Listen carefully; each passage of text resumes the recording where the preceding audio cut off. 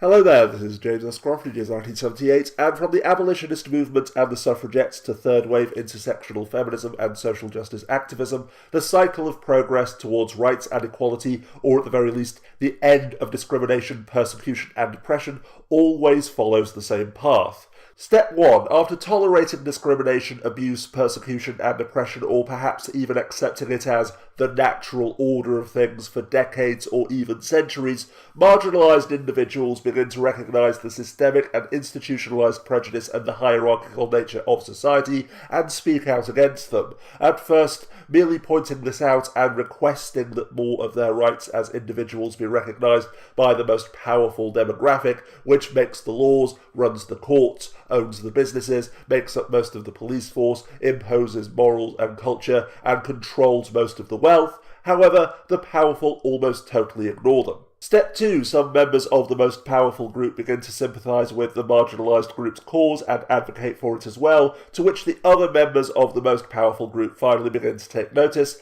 However, although the allies within the most powerful group often have the most noble of intentions, like their counterparts who cry that this is the natural order of things, they are still clinging to the false core assumption that this is more or less the natural order of things, that the status quo is essentially sound, and that they only need to make a few adjustments in order to prevent the bad people from denying rights and causing harm. After all, since they are naturally part of the most powerful group, they can literally give rights and equality as a gift to those who they deem worthy. But not too many rights or too much equality, mind you, because that would upset the balance of society. And as a result of all of this, because the marginalised groups themselves are still essentially ignored, the debate over rights and equality is reduced to factions within the most powerful group, arguing over what the natural order of things truly is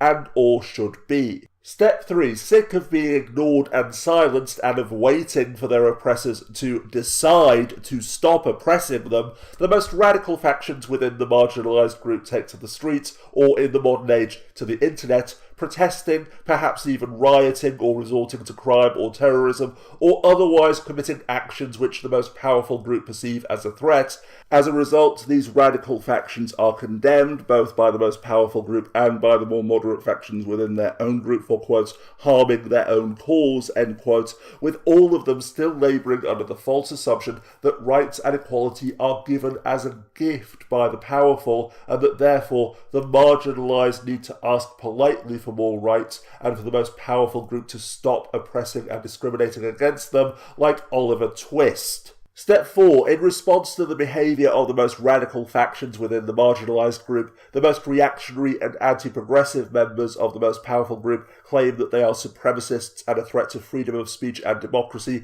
who wish to strip us of our rights, in the hopes of discrediting the entire movement and scaring everyone into accepting that both the status quo is necessary and that continued discrimination, persecution and oppression are necessary in order to maintain it. But as I've explained in recent videos, though, appealing to democracy in these circumstances is merely appealing to and defending the power of the majority, demanding that the marginalised group does indeed ask nicely and persuade the most powerful group to give them rights and equality and to stop oppressing them, and similarly, appealing to freedom of speech in these circumstances is merely appealing to the most powerful group's own power and supremacy, denying the free speech and other rights of marginalised groups by condemning it as supremacy, reverse racism, cisphobia, misandry and what have you, yet hypocritically demanding that they should be free to say whatever they wish without consequences or responsibility. Insisting that sending rape and death threats to and sexually harassing and cyberbullying women and girls in particular, and even driving people to suicide is just a natural part of being on the internet and is protected under freedom of speech,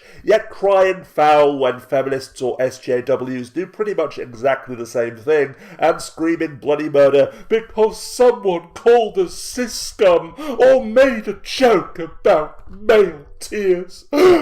The horror! Step 5. This continues until finally enough of the most powerful group agree that giving rights and what they perceive as equality to the marginalised group is a good thing. Laws are passed, policies are changed, and certain words and behaviours become taboo, with only the bigots who still oppose that change appealing to freedom of speech to defend their bigotry, but no longer being able to use the N-word or bar people for being black hasn't destroyed democracy or freedom of speech or resulted in supremacy, and neither will safe spaces, microaggressions or trigger warnings, you paranoid bigots, and the majority of the most powerful group believes that the problem is now solved. However, it's not. The marginalised group is still discriminated against, persecuted and oppressed, and so the whole cycle repeats itself, except that this time the members of the most powerful group who believe that they've done enough are often part of the faction which defends the status quo by crying that this is the natural order of things,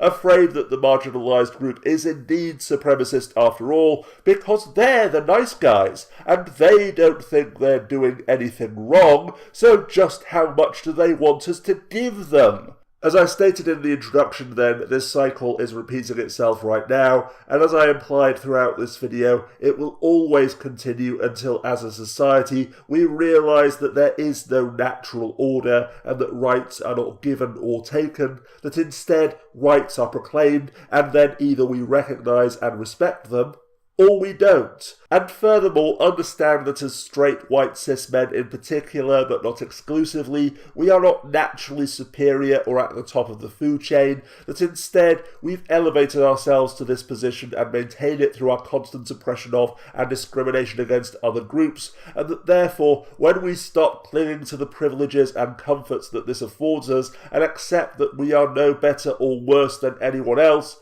then we will stop oppressing and discriminating against others, no matter how indirectly or unintentionally, and most, if not all, of the problems which marginalised groups face will thus be solved by default, because they will no longer be marginalised.